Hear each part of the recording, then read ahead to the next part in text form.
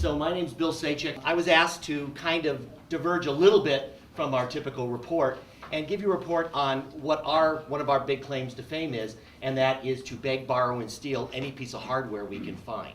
If it's not nailed down, it goes into my lab. So the minimum hardware requirements that you would need are very, very dependent on the programs you're going to offer. Now, I've given you some examples. For example, if you're going to run a VoIP class or a set of VoIP classes, assuming you are not going to be running Cisco Call Manager, because that has its own huge requirements, or Call Manager Express. If you're going to run VoIP with more of a kind of a generic flavor, you'll need to have a gateway and call manager, soft phones, hard phones, and some PoE switches. In the wireless technologies, if you're going to be getting into that, Carl has really helped out in some things. You'll need access points, although Cisco is great to use. There are other companies that have equally as good hardware, as well as you can do an awful lot with just inexpensive SOHO stuff, Linksys, Netgear, D-Link, running programs like DDWRP and Tomato.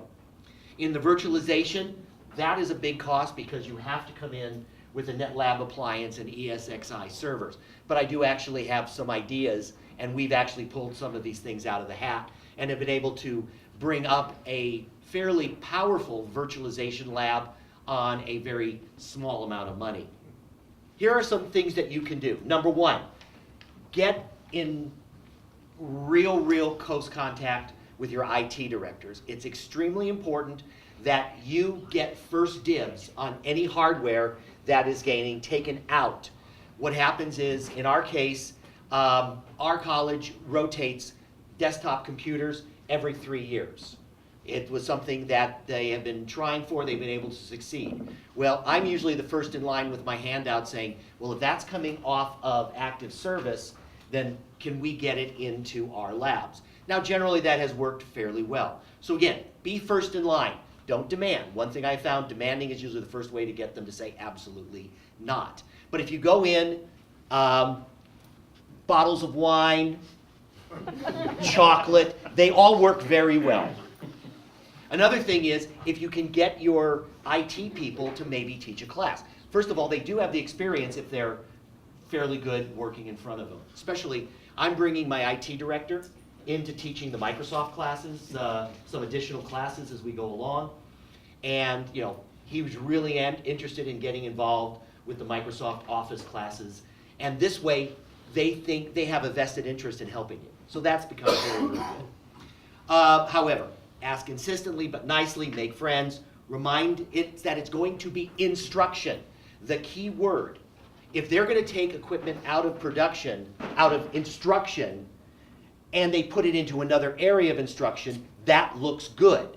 If it comes out and goes into an administrator's desk, or if it goes into another desk, while that's important and good, it's not the mission. You can usually get a lot of attention, especially by saying it's staying in instruction.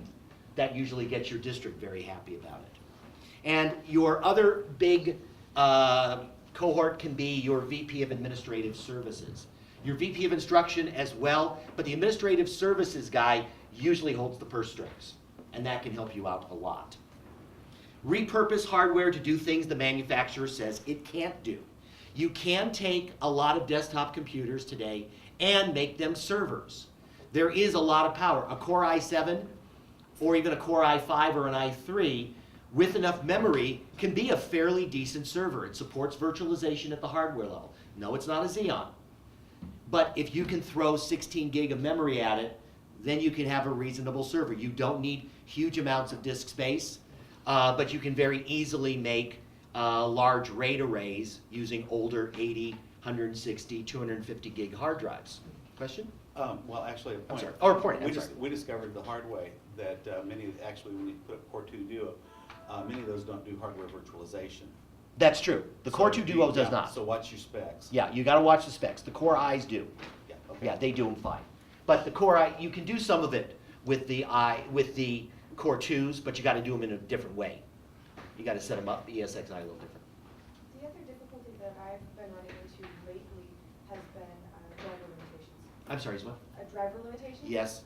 because it seems like manufacturers are not allowing you to run server on certain desktop hardware. It's becoming more and more difficult to get drivers on it. But I'll actually approach that, and one of the things is, what you're referring to is server meaning Windows Server.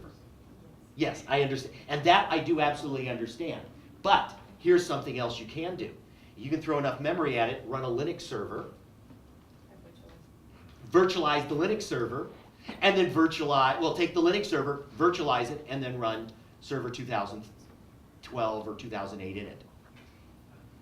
Okay, and which also kind of swings me into open source. Use open source. For the voice over IP class, I am a strong advocate of asterisk and the asterisk derivatives. Why? Open source and really, really good. Another thing, get yourself on some grants.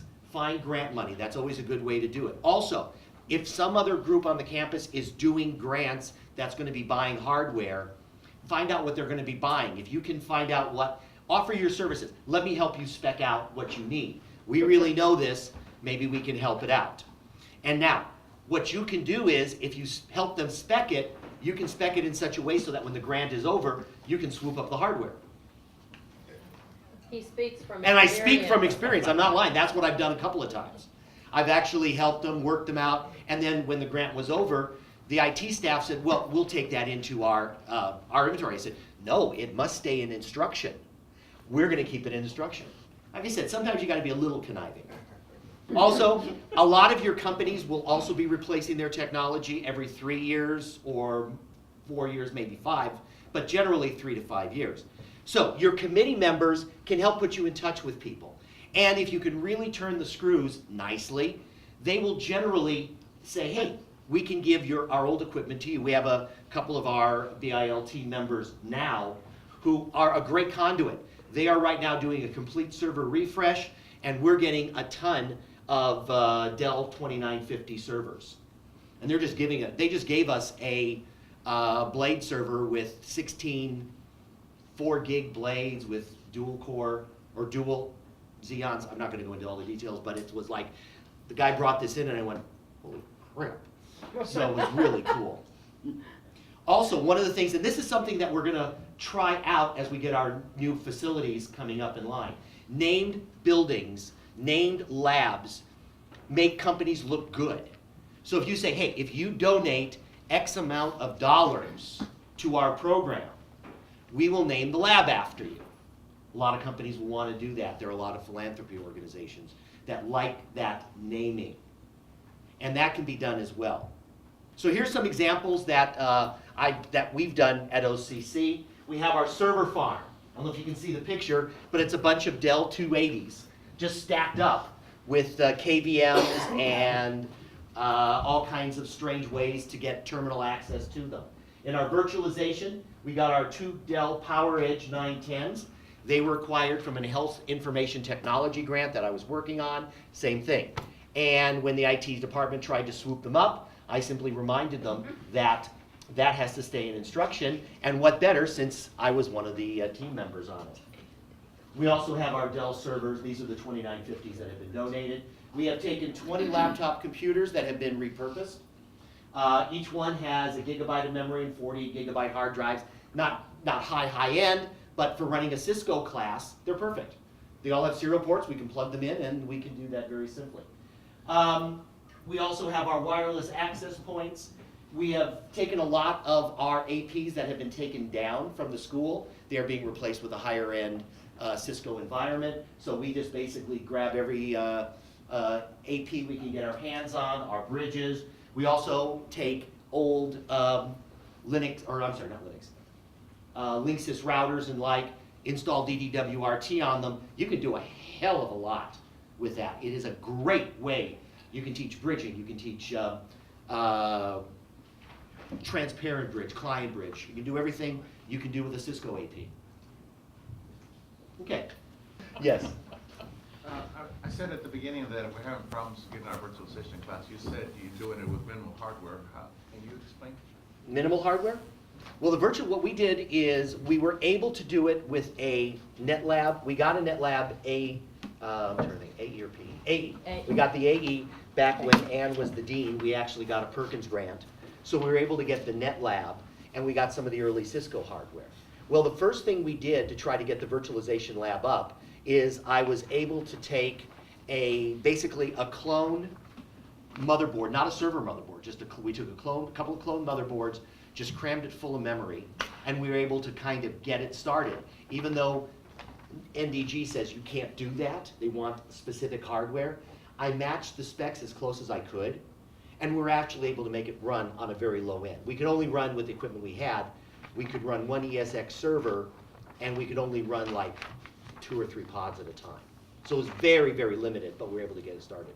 Once we got the 2 910s I just showed you, we were able to just bump that up, and now we can run, because those were killer servers, and I'll tell you, well, over lunch I'll tell you the story if you're interested in what they did and what we got, because it was kind of a really, really, I mean, I've never pulled off a scam like that in my life, and it really worked out well. So you created a generic server and you installed it on that lab? Correct.